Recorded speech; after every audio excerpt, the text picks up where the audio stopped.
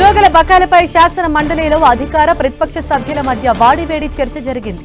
ఈ సందర్భంగా వైసీపీ ఎమ్మెల్సీలు ఆర్థిక మంత్రి పయ్యావుల కేశవ్ పరస్పర ఆరోపణలు చేసుకున్నారు. ఉద్యోగులకు పెండింగ్ లో ఉన్న 30,000 కోట్ల రూపాయలు ఎప్పుడు చెల్లిస్తారని వైసీపీ ఎమ్మెల్సీలు ప్రశ్నించారు. ఈ అంశంపై మండలిలో చర్చకు సిద్ధమని మాజీ మంత్రి బొత్స అన్నారు.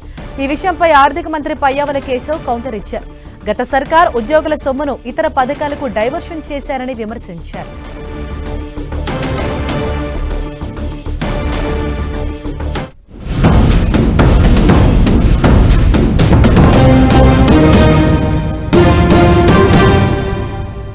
వారు అడిగిన ప్రశ్నని రాజకీయ కోణంలో తీసుకొచ్చి వారు మాట్లాడుతున్నారు. అధ్యక్ష, ప్రజలు ఎందుకు వేశారు ఓటు, ఎందుకు గెలిపించారు, ఇటు ఎందుకు పెట్టారు, అటు ఎందుకు పెట్టారు అనేది త్వరలో తెలుస్తుంది. అధ్యక్ష, ఒక్కోసారి కొన్ని ఆవేశాలకు, కొన్ని అలవాటు, కొన్ని వారికున్న అత్యుత్సాహంగా ఇచ్చిన వారు చూపెట్టిన ప్రలోభాలకు లొంగి చేయొచ్చు. అధ్యక్ష, సరే వాటర్ ఉంటుంది, ప్రభుత్వాలు మారాయి, అటు ఉన్న వాళ్ళు ఇటు వచ్చాము, ఇటు ఉన్న వాళ్ళు అటే లేదు.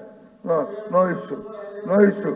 అదే చెప్పాను, అదే ఏదో జరుగుతుందో 2 రోజులు పోతే తెలుస్తుంది. ప్రజలు ప్రలోభాలకు గురవుతారు అనేది ఆయన మాట్లాడుతున్నారు. అధ్యక్ష, ఈ డెమోక్రసీలో, ఈ ఫ్లోర్ ఆఫ్ ది హౌస్ లో మనం డెమోక్రసీలో అత్యున్నత స్థానం అనుకునేటువంటి శాసనసభలో కూర్చుని ప్రజలేసినటువంటి ఓట్లకి, తీర్పుకి వారు ఇచ్చేటువంటి భాష్యం ఏంటంటే ప్రజలు ప్రలోభాలకు గురై ఓట్లేశారు అని, ప్రజల పట్ల వాళ్ళకి ఏ రకమైనటువంటి భావన ఉంది అనేటువంటిది స్పష్టంగా వేదిక ద్వారా చెప్పారు. అధ్యక్ష, this is the attitude of the opposition. ప్రజల పట్ల వాళ్ళకి ఏ రకమైనటువంటి, అధ్యక్ష,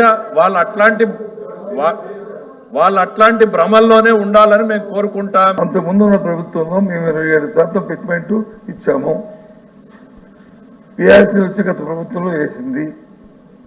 ఈ ప్రభుత్వంలో మీరు ఏమైనా పిఆర్సీని వచ్చి ఇమ్మీడియట్ వేస్తారా, ఫిట్మెంట్ ఏమైనా ఇవ్వదలుచుకున్నారా, ఆలోచన ఉన్నదా లేదా?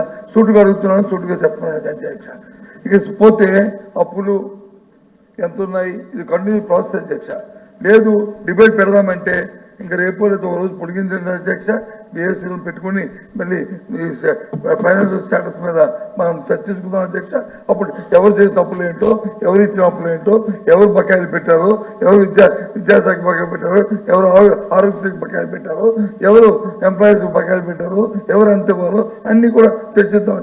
మాకే అభ్యంతరం. ఈ 2 సంవత్సరాలకి 15th ఫైనాన్స్ కమిషన్ లో రాష్ట్రానికి రావాల్సినటువంటి డబ్బుల్ని కూడా ముందు 3 ఏళ్లలోనే వాడేసేంత సహకారం వీళ్ళకి లభించింది. ఈ 2 సంవత్సరాలుగా రెవెన్యూ డెఫిసిట్ గ్రాంట్ ఒక్క రూపాయి లేకుండా ప్రభుత్వాన్ని నడుపుతున్నాం. అధ్యక్ష, వాళ్ళు ఇప్పుడు రావాల్సినటువంటి డబ్బుని ముందు 3 ఏళ్లలో 10,000 చొప్పున 3 ఏళ్లలో వాడేశారు. అధ్యక్ష, మీకు తక్కువ ఎక్కడ రావాల్సిన దానికన్నా ఎక్కువ వాడేశారు.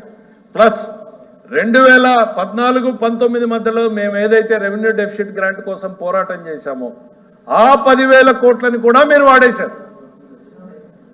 ఇప్పుడు చెప్పండి, ఉద్యోగస్తుల మీద మీకు ప్రేమ ఉండి ఇవ్వలేదా, ప్రేమ ఉండక ఇవ్వలేదా? డబ్బులు ఎక్కడా తక్కువ రాలేదు. అధ్యక్ష.